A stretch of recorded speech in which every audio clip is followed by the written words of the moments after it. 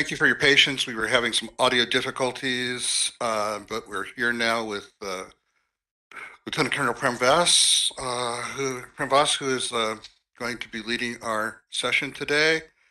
Please bear with me for just a second more as I start our live streaming for our LinkedIn Live audience, and that will take me just about 20 seconds.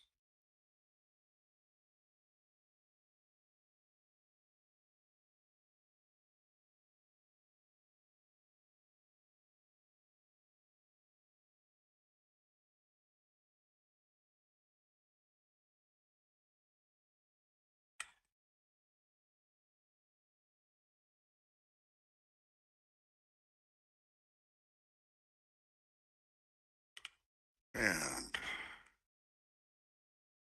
all right, and welcome to our LinkedIn Live audience, our YouTube live streaming audience, and also to everyone here on our WebEx channel.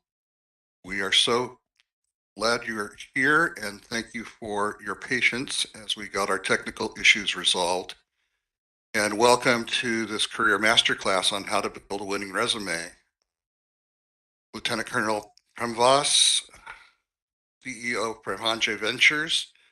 For people on the WebEx channel, please put your questions for Prem into the Q&A box, and we'll get to those in the Q&A section of the webinar toward the end.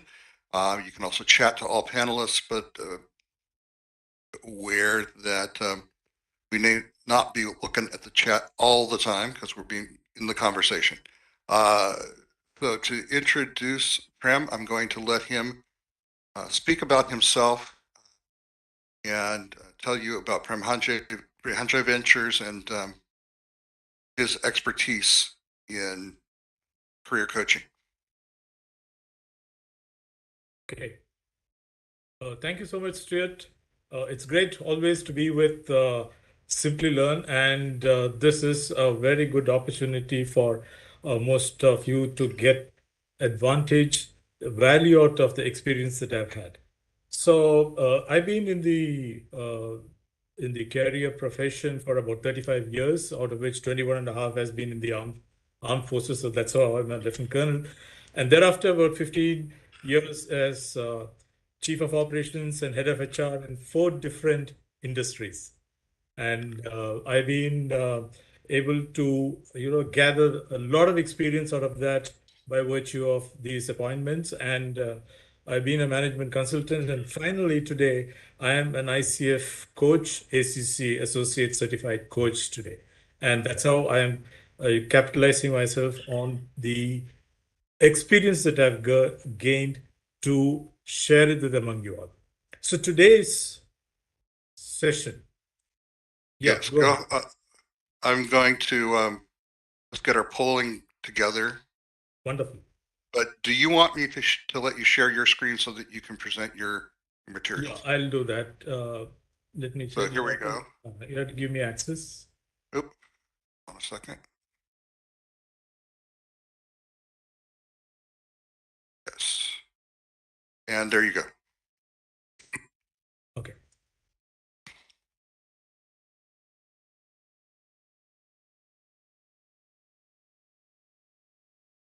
Please let me know if you can see the screen. Yes. Okay. I was just rehearsing when all this happened. Yeah, there we are.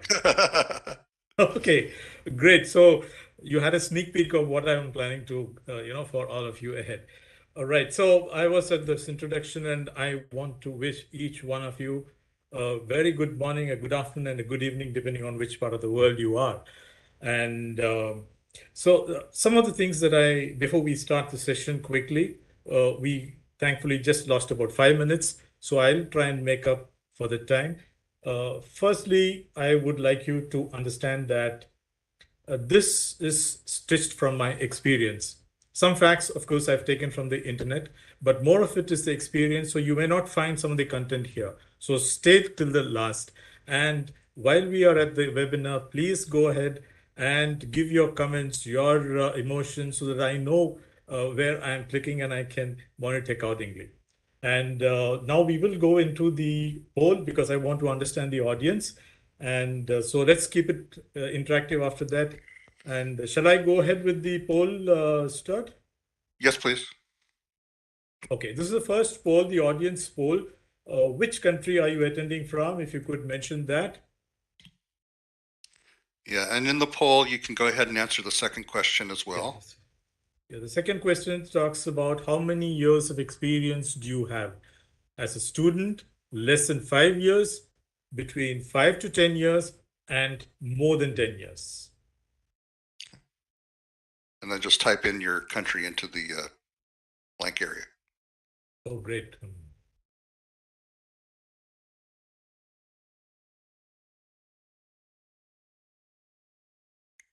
we'll keep the poll open for another 5 seconds. Yes, we'll do that. It's quite an easy question. So, Yeah. Here we go.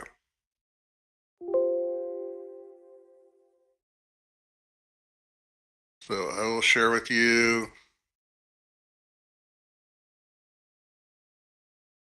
oh, very Okay, good. So we poll. have a Go ahead. Yeah, we have a very balanced audience here. Students about 25%, more than 10 years about 27%, and between 5 and 5 to 10, we have the remaining portion. Okay, very balanced crowd. Great. So the presentation is going to hold good for everyone now. Thanks for that. Let's go to the next question.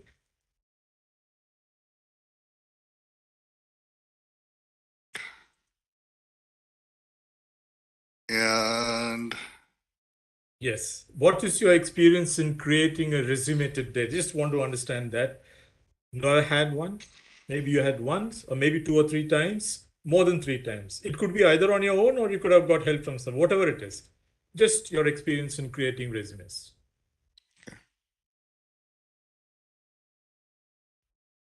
we'll keep this just open for another 10 seconds Cool. before I close it. Yeah.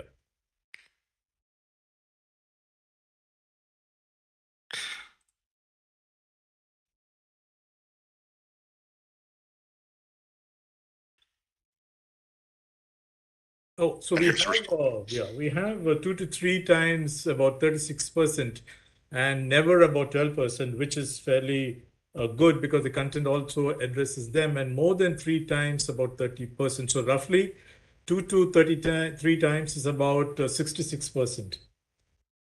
Okay, great. We can go to the next question. What is your experience in create? That's one. We have just finished with that. We go to the third one. Yeah.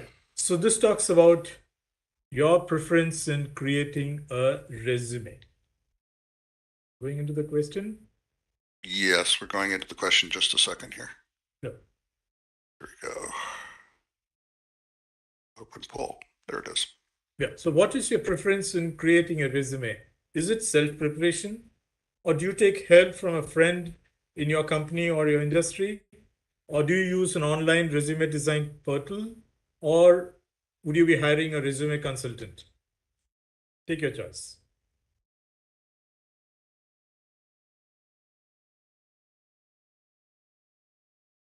Yeah. So And, we have about 15 seconds more. right.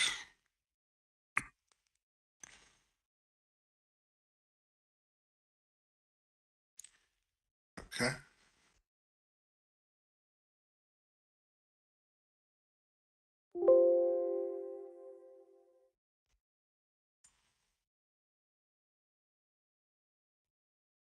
There we go. Okay, excellent. So self-preparation is most, so this is definitely going to, this webinar is going to benefit you because that is where you're going to be there. 45% of you on self-preparation, and hiring a resume consultant is hardly 7%, right? And taking help from friends is about 17%. And yes, online is good. So let's go with the audience poll number 4. This is the last of the poll that we have.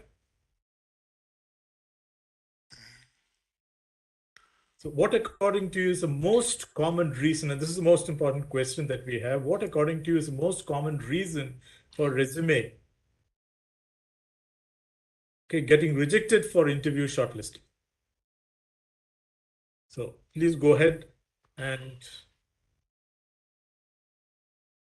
choose your option, and only one option.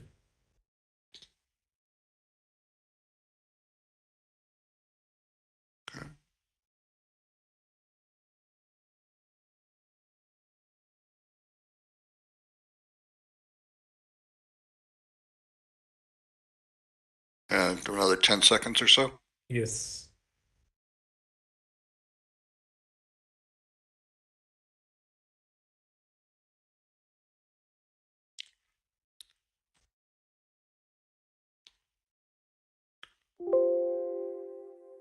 All right.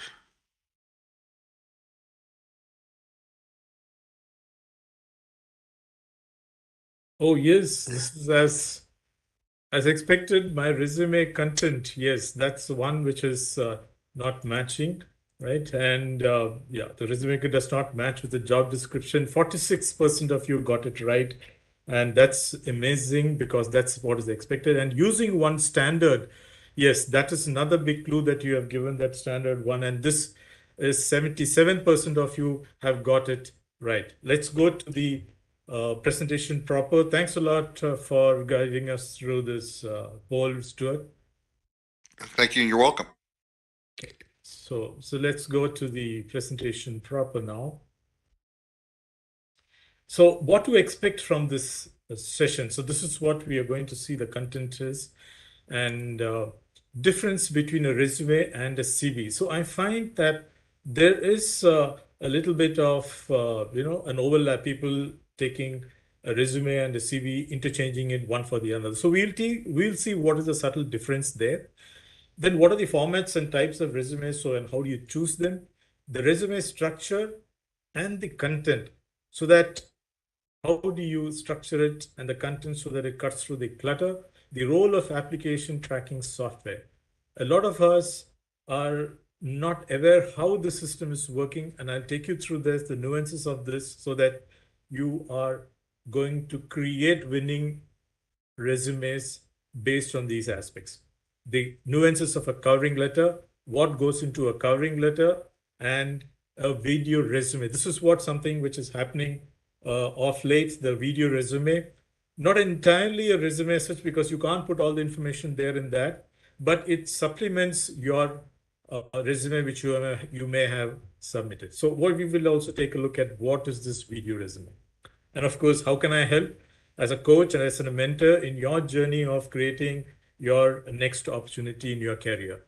And then we'll follow it up with a question and answer session. So I'll try and close this for about 30 minutes so that we have enough time for the question and answer session. That's where we get. So I'll request Stuart to keep track of that, because I'm going to concentrate exactly on the presentation. So resume is inevitable for a working profession. See, earlier we used to work for companies till the time you retire, perhaps one odd company, maybe another one. So we used to make our presentation, sorry, our resume just the beginning, and maybe after our graduation, and that's the end of it. Today, the scene is entirely different. Today, you are likely to change your jobs at least every second or third time minimum before you retire. So therefore, resume is going to be part of every transition from one job to another.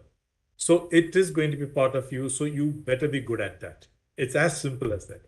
So to do that, what are the aspects? So I'm only going to cover that. We have a very restricted time. I'm going to make every second useful. So please take your screenshots for your information that you got, and you can take your notes, right? The CV versus resume. I thought I must touch this because this is what is important today. And the CV, that is curriculum vitae, is origin is Latin, of course. This is just uh, academic, and the resume is from French. The length of a CV runs from 2 to 3 pages. Nowadays, even it's getting even less. People put a full stop at 2 pages. 3 pages only in case you have senior or you're in academics and you need to go for senior roles, and that's where it goes for about 3 pages. Otherwise, 2 pages is a full stop. Similarly, a resume has to be a 1 page. It cannot go beyond a page. This is a norm. Okay. Then the freshers, juniors, people who are up to 5 to 7 years, they are the ones who would have their content filled up in a resume. Senior roles definitely will have more information, so it goes into a CV. And it's targeted for career profiling, that is the curriculum vitae, and the resume goes for your work expectations, targeted for specific job openings, right? CV takes your whole career into consideration, and a resume goes for specific skill or a job that you're applying for. And it's referred as a resume in UK, Ireland, and European countries. In USA, they might ask you for a resume or a CV. It's either this or that. And Australia and South Africa, they use both as a synonym. Some companies in India and Bangladesh, especially the PUs, that is the public sector units, and the government departments, ask for a biodata. Biodata is ante, it's almost history, but still they insist on it. And the content of a biodata is different from a CV or a resume. So having understood this, let's go. So there's one more thing which I want to tell you, which you would have noticed that in resume, I'm not using the tilde or the mark apostrophe which comes after E. You're not required to use it. You can use resume the way that it is. Although the best clue for you is that in case if the company who's asking for your resume, if they're using it, then you can use it. Otherwise, you can go with the word the way as it is, resume.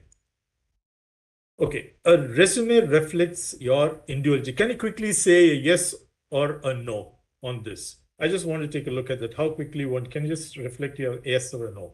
Oh, wonderful. Yes, it reflects your personality. I'm yet to see a no.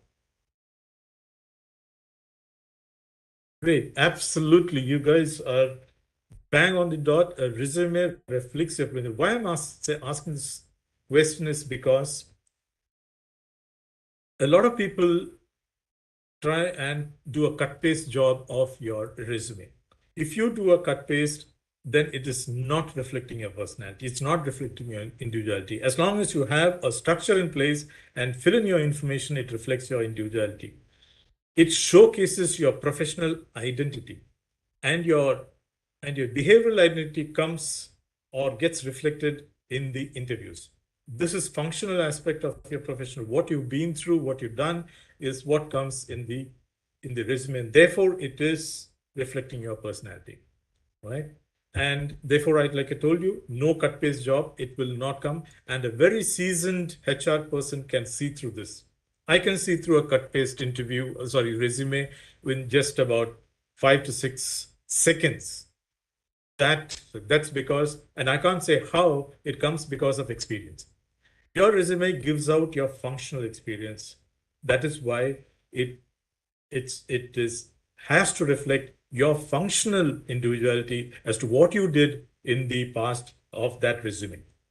Your ability to take on a job role is determined by the interview process called behavioral event interviews. This is a subject by itself. So I can do a webinar on this itself. Now, behavioral event interviews tells me or a candidate about the candidate to the interviewer as to how would you react in a situation, because you are going to deal with people, you're going to deal with teams, you're going to deal with customers on all those jobs, on all those roles. We would like to know how are you going to deal with the situation. So they will ask you questions on past to see how are you responding to it. That will give out your personality. This will not come out in your resume. It comes only in the interview. And they might give you a future one to see, a hypothetical one to see how do you respond to that, right? You have to justify your resume during interviews with real life examples. So every word, every bullet point that you put into your resume has a story to tell about it, right? It can just go about 2 or 3 minutes, not beyond that, but just have a story so that it tells you about your reflecting of individuality, which I was talking about, your personal, what you did. So that is why it's so important to do that. Some of the important elements of your resume, this is standard, okay? Across the globe, these aspects has to come out in a resume.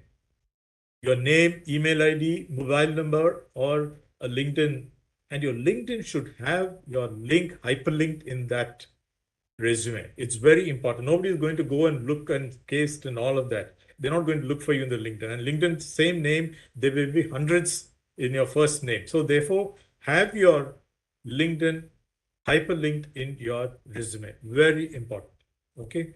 And the key competence or skill sets, this has to come in the beginning. And the key educational qualifications, your professional course, that if you happen to be a student, your projects, the events that you have done, hyperlink. Hyperlink means it is you click on that link, and then if you go down to the menu, the drop-down menu, you will find there a hyperlink.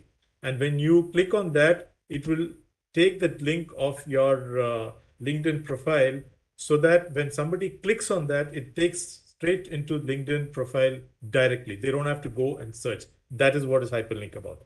And these four aspects, your key education qualifications, professional courses, projects, events, depending on whether you're a student or you're in your early stages of a career or mid-career, that will come in reverse chronology. That is, the latest will come first and then the others. And your employment history, if you've been working, then employment history. If you're a student, what all you have done as a student, that comes there first. Okay, both of this has to be in reverse chronology, right? The latest one first, and then it goes down. The reason is, and of course, is your bullet points. Don't put a running test. Nobody's got patience to read the running test. They would like to see and highlight some of the important words in that bullet points, which is important. Okay. And your awards and achievements, they have to come out if you've got them. Please bring out something out there, because it speaks high of your proficiency, your competence. Now, next, these are the other aspects which come into the resume: the language proficiency, the hobbies, and the interest. This can be optional depending on the space, the real estate of your one page of your resume. And then this is sensitive info. You need not divulge them: your religion, your gender, your photo, and your date of birth, unless the company asks you to give you that information, right? Your gender, your photo, and your date of birth. If date of birth, some in US companies, they would not like you to mention your date of birth. And they are very sensitive about D&I. So therefore, diversity and inclusion is very important. So your gender shouldn't come there. Neither your photograph needs to come there. The resume gets rejected straight away. So be careful about this. In case of doubt, get back to the company and check with them, or check with somebody in the HR in the company to make sure your resume does not get rejected because of these reasons, right? And then reference on request and signatures is passe. It was there earlier. Nowadays, because you're all on emails now, they're legal enough. So therefore, you don't have to sign it. And references, again, nobody mentions it, because the background verification teams are there for the companies who do that for you. And secondly, after the resumes have been gone through, your interviews are done, and once they're going to select you, perhaps that is the time when the shortlisting is happening, that they might reach out to you to ask for a reference. You're likely to have gaps. The pandemic is perhaps one of the biggest reasons for that. Please give short notes to cover the gaps. Don't allow them to reject your resume because you didn't explain that gap. Anything more than 6 months is a gap. So give that reason for that, and be honest, a very short note about it, right? Because the background verification organizations, they will pick out the gap, and it will not look good for you if they find out that what you said and what is actually the reason is not the same, right? Continuously update your resume. Every 6 months, you must update your resume with the latest something that should happen, because memory is short. You will forget some of the data that comes into your resume. So you must do that. Do not lie. I'm just repeating again. Formats of resume. What are the kind of formats of resume? This is academic, but you're important to know. Chronological resume, that is reverse chronology, what I said. Let's say if you're 7, 10, 15, 20 years of experience, you've gone through various stages of it. So that preferably has to be a chronological resume. Various stages of your career. Must mention that. And some of the highlights, don't go more than 3 to 4 bullet points there, maximum. Okay. And then comes your functional or your skill-based resume. So if this is for people who are much more senior and they have more functions to talk about, put only the functions. You don't have to mention. You can just say my career profile, and just in one paragraph, various timelines of what you were doing and how you grew up in your career. So that is all that will come there. And that's purely on the skills that you have. And a combo is when you have a combination of both, which you can choose. Suppose you feel there are certain aspects of your career that you need to highlight as a functional highlight, put that as functional portion of it, and rest of it as a combo portion, that is your chronological portion. Targeted resume is, let's say most of us have switched over our jobs into a gig economy. So we are part of a gig employee, and therefore we might be taking on special projects. So therefore that must have a targeted resume for the project that you're applying for. So that's why it's called a targeted resume. Okay. Yeah, I'll be sharing this resume. I'll give you an oversight of this, right? I'm deliberately not sharing that example in a very detailed form because a lot of you are coming from across your various job profiles and things that not be fair. But I will show you the important aspects of the type of resume. So you first have a text resume, and then you have something called a visual or a two-dimensional resume. And the third thing is an infographic or a three-dimensional. I'll take you through an example. This is what I'll show you in the next few slides, an example of how these resumes look like and why each is important where. Okay. Now, this is how a text resume looks like, right? It's all pure text. This is the one which most of you must go because your ATS, which I will talk again on the ATS portion of the webinar, this is the one which gives you purely text. The ATS can read text. More of it when we go into it as to why I'm insisting on why text is resume, right? This is a two-dimensional resume. I'll just share this with you. You see this one? This particular gentleman has given out whatever his networking skills in forms of an icon. He didn't mention that as words, he mentioned as icons here. And what he is, you could see here, what he's mentioned is all the awards and recognition that he got over the years. I'm not able to show this very clearly, but just understand the whole of it because that is what I want you to do, get the bird's eye view of what a two-dimensional one is. Now, the three-dimensional one is, just one second. Just a moment, please. Yeah. The three-dimensional one is something like this, which has a lot of infographics and the graphics. And if you see in this, see there are timelines given. Now here you see he's given his core competences in various so she actually gave this like this because it's got, when we really don't know what is this rating that this particular graph is mentioning. And the technical skills, all he's done very good or she's done very good for herself, but the technical skills is given some kind of a graph which I'm not able to explain or can't understand. So this looks very good. It looks very impressive, but the ATS cannot read this. This will be a reject there.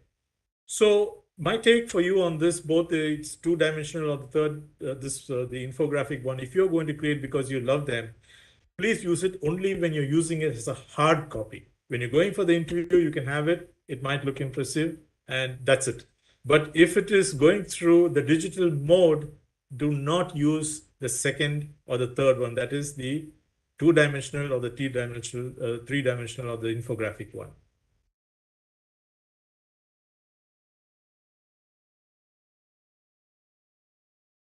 Okay. Right. Now choosing the right resume. What are the choices? Chronological or versus hybrid? Hybrid is the one which I was talking about, where it's chronological as well as the functional portion. That's a hybrid. That's something which depends on what kind of a career have you done. You can always reach out to me. I will share my coordinates in the presentation, and I'll tell you which is a better bet for you. How do you do that, right? And then the simple text resume, which is the most important and the most popular one that you should use. And then you have the visual or the infographic one for the digital submission. You should avoid it for digital submissions. You must have a hard copy if you must. Otherwise, if you're going to go to the LinkedIn and upload your CV, only use text resume. If you're going to send it as an email, if you're going to send it as in the website, if you're going to register in the website of the company, in the carrier site, and if you're going to upload it, make sure it is a text resume and not a visual or infographic one. Okay. Use of application tracking system, the ATS. And I'm going to refer this as ATS. And the reason why ATS, 75 to 88% resumes are not qualified for the job. Amazing, isn't it? As a recruiter, any of you who are recruiters, you will realize that, let's say, if there are 200 applications coming for a particular job profile, 150 of them are not qualified because everybody sends like most of us do, just shoot out your application, hoping that your resume might get selected. Whereas you're not even bothered to find out whether the resume is aligned to the job description that has been given or the job role that you're looking for. So just imagine if somebody has to go to 200 manually, and if they have to reject 150, look at the amount of time they have spent. This is one of the reasons why you need an automated system, and that is an application tracking system. There are about 15 or 12 to 15 odd ones across the globe, various companies use it. Now, you do not know which application they are using. Some of these applications is possible that they might read infographics and all, but again, you do not know which company is using what application.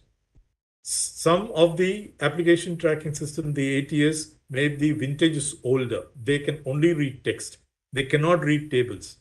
I'll touch again about this one. They cannot read. That is why your text, a simple text one, is what are the aspects that goes into it? I will touch upon this. So now you understood why a company. So just imagine a recruiter with 10 profiles. He asks for the profiles to come for him, this resumes to come from him. And even if it's minimum 300, just imagine. That's 3,000. Is it humanly possible for that person to go and look at that? And this is again a reason why they say that a resume, once it comes to him, even after going through the ATS, they do not spend more than 7 to 8 seconds. They say that's an average. Not everybody does it that way, but that's an average. So do you see how your resume, the first half and the first portion of your resume, the first page, the first half is all that they might have to look at to decide whether they should call for an interview or not. So that's a kind of problem. So what is it actually? So all your resumes goes into this application tracking software. It then, the job description is then tuned to accept what percentage of match. There are keywords. There is a percentage that the recruiter can fix on the system. And the system passes through all the resumes, whether it comes through online or to the portal or to LinkedIn, and then it picks out only the ones that gives the match that the application tracking system has been designated for. And then it comes for further calling for the interviews. So you see the probability how it reduces in case if thousands of applications come for a single post. It happens usually at the lower levels or at the junior levels or at the levels of, say, the interns and freshers, very high percentage of applications, and you have very high chances of yours getting rejected if you don't align your resume to the job description. So here are some facts for you. Kelly OCG survey did this about 2 3 years back. 98% of Fortune 500 companies use ATS, and 66% large companies and 35% small and medium enterprises. Now, the sad part is, while this is a good figure to understand, you do not know which company is using or not using. So therefore, you can't take a chance. Okay. So what are the nuances of trying to get your probability of getting your resume accepted for the next call, that is the interview? You need to ask for the job description. The job description will tell you what they're looking for in you. So at least so that you're able to match you're not lying. You're not stating a wrong statement here. You're only picking up what you're qualified for from the job description and changing your resume accordingly. Okay. So every JD should have its own linked resume. So if you're going to apply for 10 jobs, you must have 10 resumes.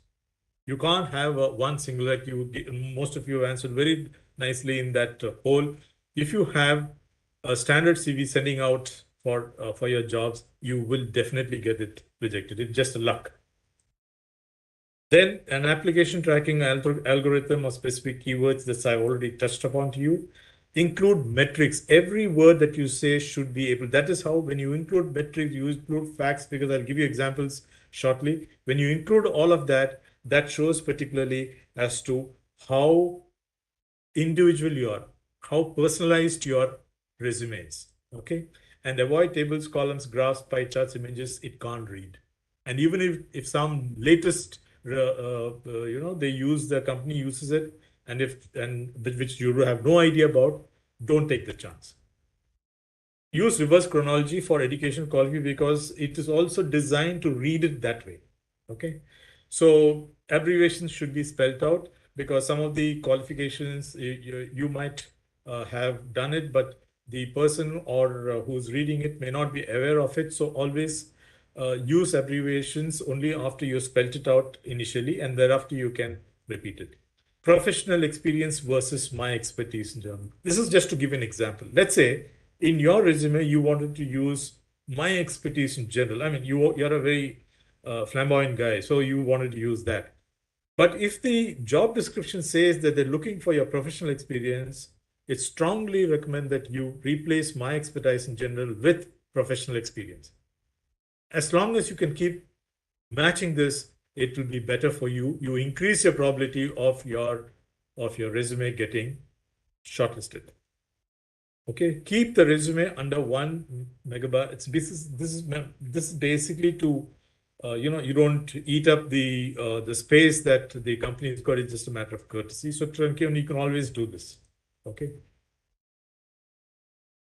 Okay, I'll quickly answer the question. If you're in using infographics because you're in IT companies and all of that, then I'm not sure whether the company that you're applying for is also using the infographics as one of the ATS which can read that. Please check that and then send it. So that answers that question there. Leave 1 inch of margin space all around the resume. It should not be less than 0.5 inch because that's how it is designed. And avoid content in the headers and footers. Some can read, some can't read. Again, so why avoid it? Because you do not know what is the ATS track software that can read or cannot read. That's why. Recommended fonts, I just put the fonts away. These are the fonts, some of them which can come up and which can be read. The difference is, let's say, some of the fonts, if you use the artistic ones, the fancy ones, it can't read whether it is 5 or whether it's a numerical 5 or it's a letter S, right? So if you say you've increased something by 50%, right, it might read it at S0 so and not read that at all. So if it is a fancy letter that you use, so that fact that you want to mention does not get read. So it's that important. Your font size should be anything between 10 to 12 points because that's what is said. And avoid fancy colors and icons. Just repeating so that you just stick it in your mind. Word art doesn't help at all. Only these fonts that is given here. Check for grammar and spelling mistake. This is a big put off. This grammar and spelling mistakes. They're all the softwares that come there now, your operating systems, they all have it. Otherwise, you can always go in for a grammar and spelling app, right? I won't be able to recommend here because for obvious reasons, this is not a commercial setup. So therefore, you will have to look for yourself and ask people to get that. No scanned document or scanned image. Remember, I told you that ATS only reads text. So if you made a resume, and you took a photograph of that on your mobile, and then if you upload it into the email or on the site, it will not read it. Your CV just as good as getting not read at all. It will reject it straight away because it's a scanned document. It can't read the text what's written there. Okay, so it's very important that you notice this, right? Use docx, that is and a PDF. These two are the acceptable ones. No JPEG and any of that, that's not going to read. Okay, it's get rejected. So take a screenshot of this. These are important aspects that you must keep when making your resume. Okay, some common mistakes, I just wanted to take you through that. And like for instance, created models structure, you see there's too much of spacing is not right. You've used the wrong plural there, and then the full stop. Either you have full stops all across your resume or you don't have it at all, right? So have uniformity there. And then, got your spellings wrong, and then you got your tense wrong. It should be preferably in past tense and third person. Do not use first person. That is what is generally acceptable. There may be some people who would want to use first person, and that's your individual choice. But generally, people expect you to do a third person. And like, for instance, mistakes like not capitalizing the first letter and all. So this is just to give you an explanation. So always use spelling, grammar checking tools before submitting the resume. Fine. And metrics is to describe the magnitude of what you do. I'm just giving an example of how if you just write and what's the difference when I mention that magnitude of what you do. Normally, you would find was responsible for delivery of all client projects with excellence. No man or beast understands this. What delivery, what all clients, which project, and what do you mean by excellence? Your excellence may not be what the interviewer or the recruiter's excellence. So it would be better if you put it with facts and figures like this. Executed 18 months, $40 million upgradation project within 16 months with net promoter score of 8.7 out of 10. Very clearly telling you what exactly you did, and it tells you what a great guy you are. Right? The first one in red will not tell you that, but the second one, the way that you put it, will tell you what you've done. It shows the magnitude of what you've done. Now, cost-saving initiatives. This is for another example. Cost-saving initiative. Most of us have to, go through this. Was instrumental in saving cost in inventory management. Okay. Now, very generic. I really can't make much out of this. But if I say like this, reduced inventory management costs by 22%, and how? By optimizing stock turnover using innovative digital initiatives. Now, this speaks about what I'm capable of, right? Recognition about, in recognition also, some people feel very humble about it. Please remember that your resume is actually your sales tool. So you have to say something about what your awards and recognition is. Recommended for on-site transfer at client locations abroad for attaining third position in the company's top 10 high-performance employees chart. Very specific, very clearly what's in it. You can always prove it because this is something which will get also perhaps verified in your background verification check. Qualification certification, there must be a sequence when you put it. As we always said, it should be in the reverse chronology, but it must have what is the course that you did, where did you do it, which is the institute you did from, and preferably the month and the year which you did, the vintage of when you did it.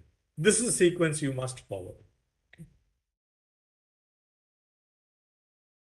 The cover letter. Now, cover letter is slowly going out of fashion, but still some companies insist that you send a cover letter. So what is this cover letter about? And it's basically an elevator pitch of your resume, right? And usually it's also accompanied by a CV, and some people insist on it. I just thought I'll share some facts with you. 26% of recruiters consider them critical, right? And 56% want a cover letter to be attached, which opines that it gives a boost of your resume. So this is why some people might insist that you send a cover letter. Okay. So it is better to use a cover letter when you accompany your email resume, especially. When you have templates, like for instance, when you have to upload it into the company website or the LinkedIn job profiles, when you have to upload it, there may be no option for you to upload a cover letter, so which is fine. But if there is an option, it will specifically ask you for it, in which case you need to make a cover letter and attach to it. If you're sending to somebody specifically because somebody asked you to as a referral, then if you're sending it, your resume there, then you could add a cover letter to it. Okay. Now, what goes into a cover letter? Just remember this, take a screenshot of this because this is what your cover letter is. It is like your elevator pitch, right? Why should they hire you? It should answer this question.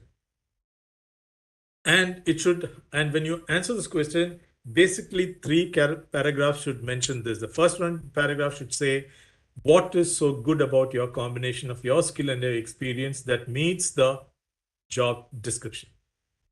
Then keep it crisp as to why is this profile exciting to you? Yes, that you have to keep it profile. Okay, that why is it exciting? And make it very specific to you, something that you enjoy doing it. You can't lie here because it will get caught in your interview. And the third one, how can you be a contributor to the future of the company? So focus on how you can add value to the future in the job role that you're going to take on. If you cover this, then generally your cover letter is likely to be a great one, right? Prefer addressing by name. If you can get hold of the name of the person, say, instead of saying, dear Mr. HR manager or dear recruiter, you can always say, dear, and the person's name, Miss or Mr. or first name as it is, because nowadays, again, gender, you really don't know, you can't make out a gender. So the first name is fine. So that's how you have to go ahead with your addressing, preferably. But if you don't have it for some reason, which sometimes is the case, it's okay if you just say about the appointment, because you would have got the cover letter, or sorry, the job description from someone. So if you could mention that as a appointment, that's also good enough. Lastly, make a special, if you have some special connections in there, please mention that in your cover letter. Whom do you know and what appointment? This is very good, and it is going to help you clinch better, because those the people, if it gets selected for shortlisting, they will definitely reach out to them to understand about you. And there is an accepted fact that 83 to 85% of the jobs in the middle and the higher levels are only through reference. So 8 in 10 persons, or more than 8 in 10 persons, can get a job only if they're referred. So therefore, if you have somebody there, do mention about it. LinkedIn is the best source for you to connect with. If you go to, if somebody is there in that, and if you're sending an application, reach out to that connect of yours and tell them you've done that. See if they can refer them in your cover letter. Please do that and increase your chances of getting shortlisted. At all costs, avoid sounding desperate. Your problems in life is your problem. It's not the company's problem. Okay. So I might sound harsh here, but the truth is, do not sound desperate. Just because you're not having a job, or you got a family running, and you're blah, blah, blah. The video resume, okay? It supplements the resume or the cover letter. Unless if they ask you for a video resume, what should it contain? Your entertainment, customer care, marketing, sales professional, these are the ones who usually ask you for a video resume, right? It adds to the resume that you write. And it should, at an average, go between 30 seconds to 2 minutes. 30 seconds is because your shorts, YouTube shorts is about that much. And 2 minutes is because Instagram is about 1.3 minutes. So roughly 2 minutes. Don't go beyond that. Nobody's got the patience to go read through it. If the resume can be read only in 7 to 8 seconds, they're doing a big deal by going through a video for about 30 seconds or a little more than that. So just keep it to that much. Prepare your script when you do the video. Dress professionally. Very important. Okay. And there's no shortcut. You don't go by the argument. I mean, they're selecting me for the job role that I'm playing. I mean, what does dress got to do with? It's fine for an argument. It's fine for a conversation. It's not fine for getting selected or getting the probability of being shortlisted. Okay. So take your call. Watch your posture when you're recording. Let's see, your posture should be positive, your shoulders squared, and take it from your chest above. I mean, you don't have to stand and then do your video, unless the entertainment industry wants a video of you standing. Okay. Ensure professional background and lighting. Obviously, this is their good lighting. Get it done professionally through somebody or studio if it is possible. That's the best.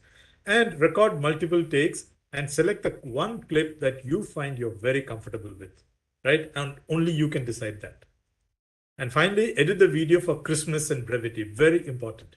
If 30 seconds matter, then every second in that recording matters. So have it edited, right?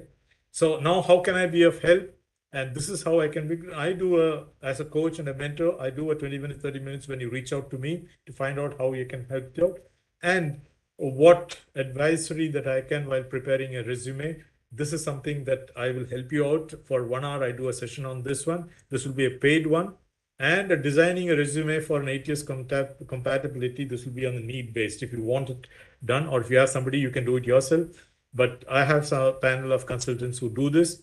And this takes about, LinkedIn optimization takes about 1 to 1.5 hours, because that's important, because most of your resume content and probability increases by the use of LinkedIn in the content of your resume. That's why I talked about it. And if you wish to be preparing for the interview, I do a 1 hour session and a mock interviews and a feedback after that, right? So take a screenshot of this. This is my contact number. I'm on WhatsApp as well as Telegram on this number. So please do more on WhatsApp. And this is my email ID. So you can reach out on this, right? This is again my coordinates. You can take, if you've got a smartphone, you click this. This is my digital card. On this digital card, you will get all that I do, my credentials, my profile, my testimonials, all of that is there. And here is my mobile number and the coordinates. I've also got my website, which is Leadership with Vas. I've also got a YouTube channel. All of this you will get to know from this. My YouTube channel has got a lot of content on career enhancement. Okay. And this is how, if you click on the digital career, any of this, if you could click, it will take you to details of what it is. This is just to give you an example of how it can be done. Now, I go to the question and answer sessions. I've managed to do it within 40 minutes. Maybe we may have to shoot by about 5 to 10 minutes, but Stuart, I leave that to you from Simplilearn. Can we go ahead with the questions? I've not been able to keep a track of the questions because concentrating on finishing this. Absolutely. So we have several questions about LinkedIn. Is it mandatory, and does it have to match your resume? Yes. So this question is good because your resume is for one page, whereas if in the LinkedIn, it's got more space, more real estate for you to put in your information. So you can say your resume can be an extract of your LinkedIn information, because each tenure of yours you can put in 2,000 words there. So that means that there is more content there. Somebody goes into LinkedIn, they get to know more about you. And LinkedIn also gives you a lot of other information features like your recommendations, your endorsements. It talks a lot of that. What is your groups that you are there, and what are your contributions, and so it talks about your blog, a lot of things which cannot come in a resume. So that resume that you're having there, you can also upload your resume or a CV there, but your each resume thereafter is aligned to the job description of the job that you're applying for. So therefore, that difference will always remain. Yeah, next question. Um, you mentioned that you should not include a date of birth, a picture. What was the other thing that you mentioned? Yes, I did mention that because some of the companies have a policy that they are very specific about D&I, that is diversity and inclusion, and they do not want to know the gender. So therefore, no photographs and date of birth, because again, they're looking at your competence and not, how old are you. This is especially where D&I, where veterans and all are being recruited, because they want more to know about what your capability, competence is. So that's why. Okay. Rahul asked a question. What's the effect of a gap in your resume on selection? Sorry, I just missed that question. Oh, what effect does a gap in your resume or in your employment Okay. do to your chances of being selected? See, one of the reasons the gap is they wanted to wonder, what have you done in that gap? Why are you without an employment? That's the reason they want to ask. And is it because you lost the previous job and you were not able to get another one? Is one of the minus ways or the negative way of looking at why you're having the gap. The positive way of looking at the gap is perhaps you have taken a sabbatical to upgrade your skills. You want to, you've gone and done a specialized course during that time, or the pandemic itself is a gap by itself. A lot of us lost our jobs because of that. Or for the women, it could be a maternity, or it could be taking care of somebody who is critically ill. All of those reasons can be there. Just mention that so that they know what is the reason why that gap is there. All of us are human beings. We can understand when somebody is going through a problem, right? But don't resign out of bad blood and then say that you were looking after your mother during the time. It will come out through the background verification. Don't lie there. That's the point. Thank you. Ask a few. Pardon me. Apologize. One moment.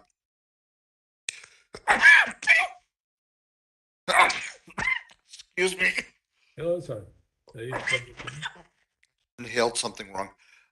If you're a fresher, Okay. what are the things you should emphasize when you don't have a lot of actual job experience? Absolutely. This is the case with most of us, right? Who are freshers, interns, for instance. Obviously, we all know that you don't have a job experience.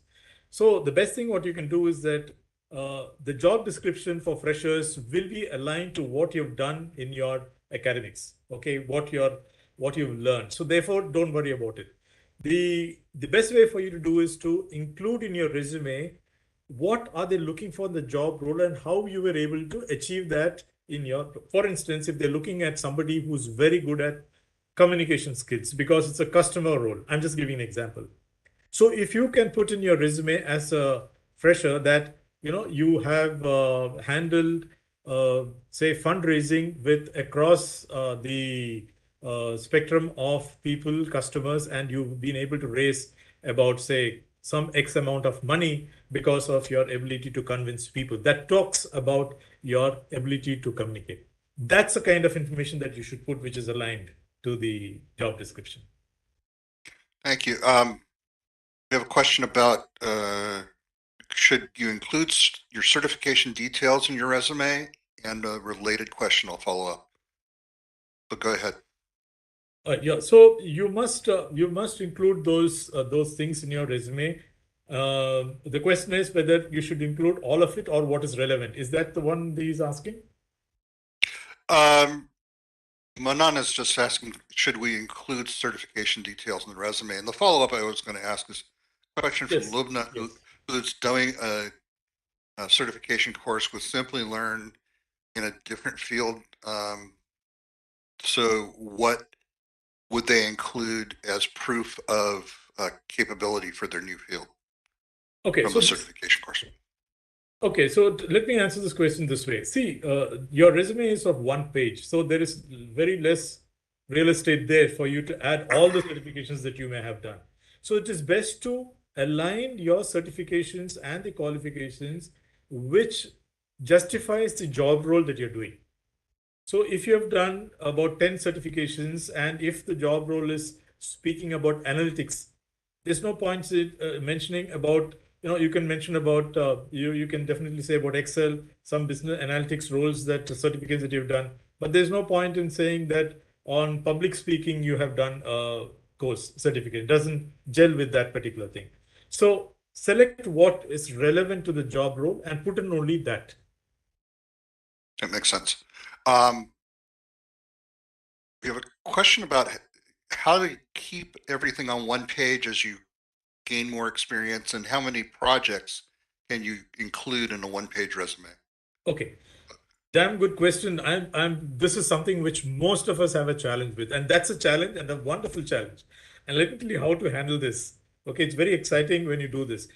Remember, the job description is telling you they're looking at some X, Y, Z in you.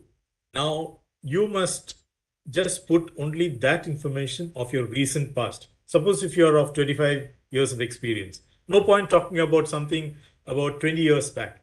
They want to know in the job role because you are reached that much higher level. So they want to know in the job role, what is the current thing that you have done and how did you go about it aligned to the job description that they're given.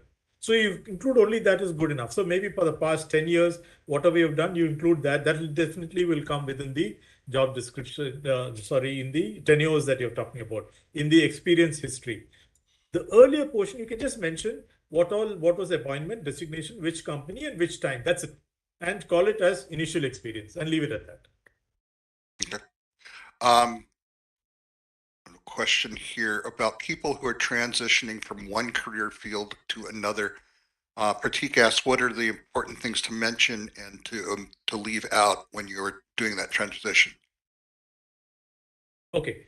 So firstly, when you're doing a transition, obviously you may have you would have done an upskilling or a certification or something to go into the transition. Okay, that's one. So that definitely needs to find a mention in your resume.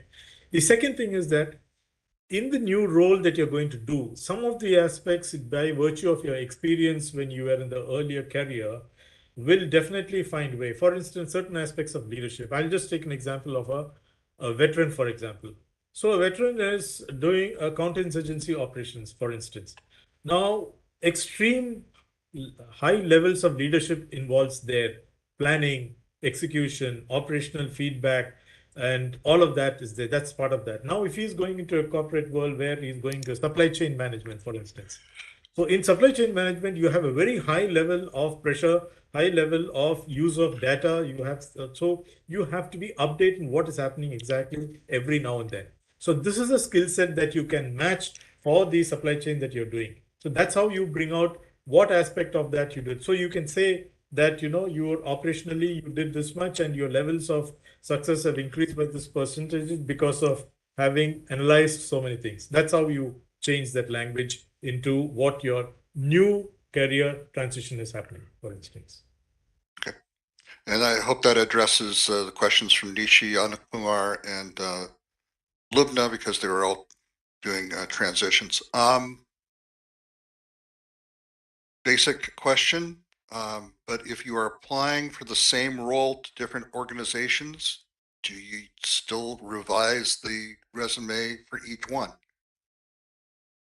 Okay, so the resume is actually aligned to the job description. So each of the company will have its obviously a different version of a job description. It won't be the same. So you need to align it with the job description. The importance is the job description. Okay. And that's why it is different. It will be different. Okay. You also mentioned a functional experience resume versus a cut and paste job resume. And could you just elaborate a little bit on what those are? Okay, so a functional resume is like, for instance, yeah, let's say you have been you function as a lead, okay, in business analytics. So let's say that is the function that you did, and you've been doing it for the past say 15 years. So you grew up, you started as a team member, finally you're a team lead, and now you're a project manager. Okay, so now that is a functional role that you've done. The last 5 to 6 years you would have done as a functional. That's a functional role. So that is what all you've done in that role as a project manager, that is your functional role. Now, if you're looking at if you want to mention about something that happened when you were a lead or when you were a team lead, then that will come as a chronology one, which is where you will mention as you must have done something very particular there, something you want to highlight, something you want which is aligned to the job description you got. So you will mention that in 1 or 2 bullet points. So now this is a combination difference between a functional one and a chronological one. And if you can combine both of them because it highlights your experience and your capability, that is called a hybrid resume. And my understanding of when you advise against cut and paste resumes, that means don't just take text out of your master copy of your resume, put it into a new document without editing it or tailoring it to the job description for the thing you're actually applying for. Is that accurate? Yeah, absolutely, it's true. That's very right. And also the other way around, I get hold of 2, 3 resumes from my friends and somebody, and then borrowed from there, and then cut paste and make one for myself. Yep.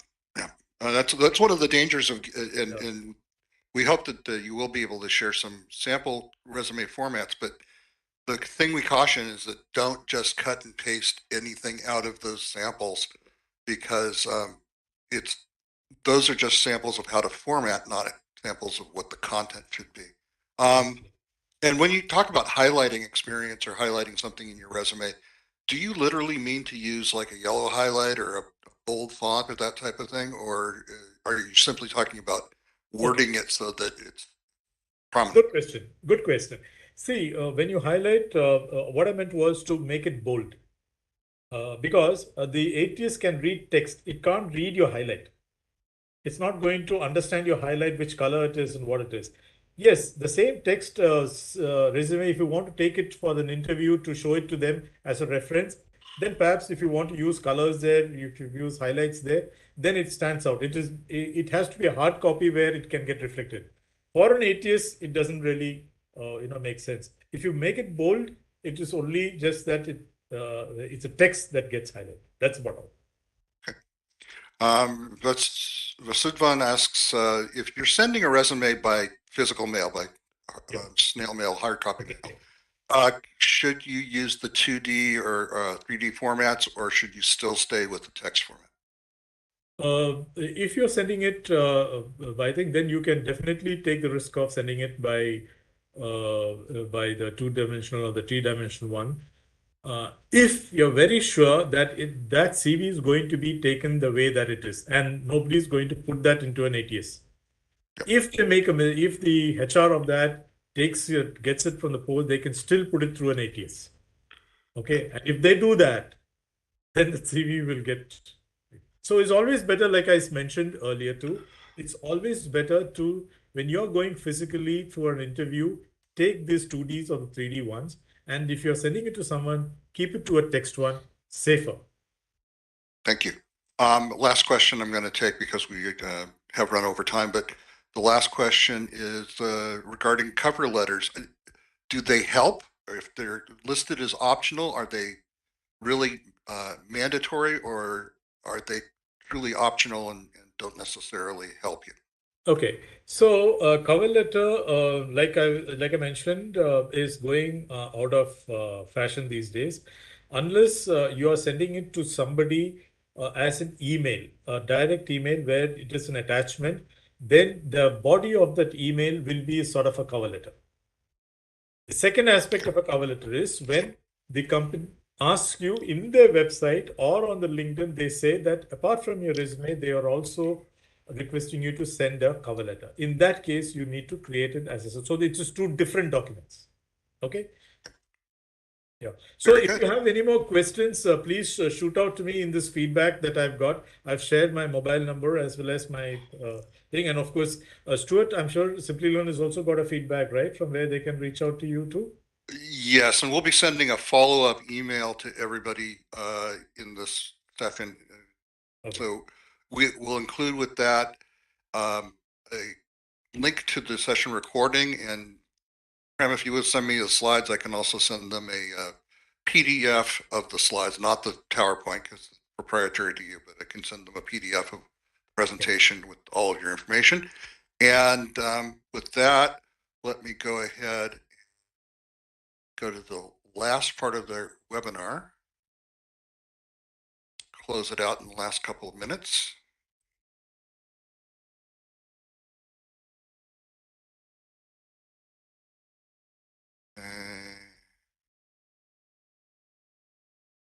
Sorry.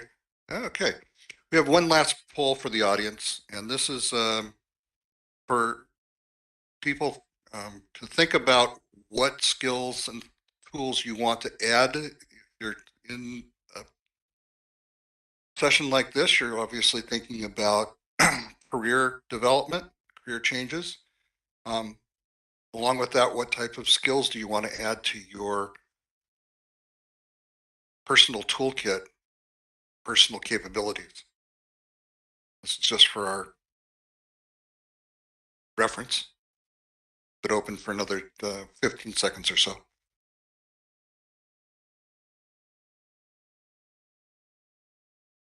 And we mentioned these particular skills because these are the types of skills that Simplilearn offers certification in.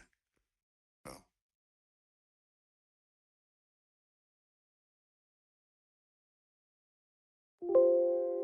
and I'll close the poll now.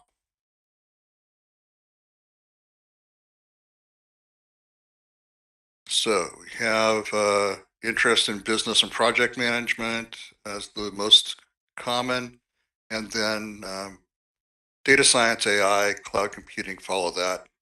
A little bit of interest in each of these things. So this is good. And again, about 30% of the audience says they'd like to get started right away. So we'll just quickly share with you a little bit about that so that we're thanking Prem, Thank you we so much. want to put into the chat a quick message. Oops. Yeah, excuse me.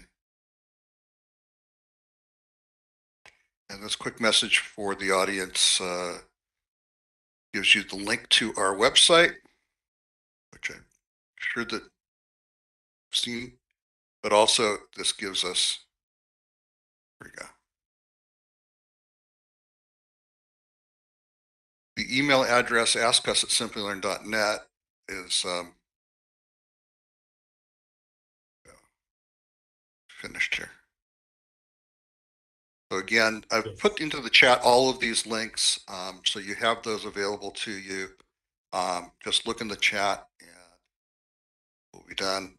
And you can connect with us at Simplilearn on Facebook, on Twitter, on LinkedIn. We're company named Simplilearn. So we look forward to keeping in touch with you. Thank you again, Prem, for Thank you. this excellent session. And we hope to see all of you in the audience at future Simplilearn webinars, and hopefully can welcome you into the Simplilearn learning community as well. So take care, and this concludes our webinar for today. Okay. Wonderful. Bye. Bye-bye.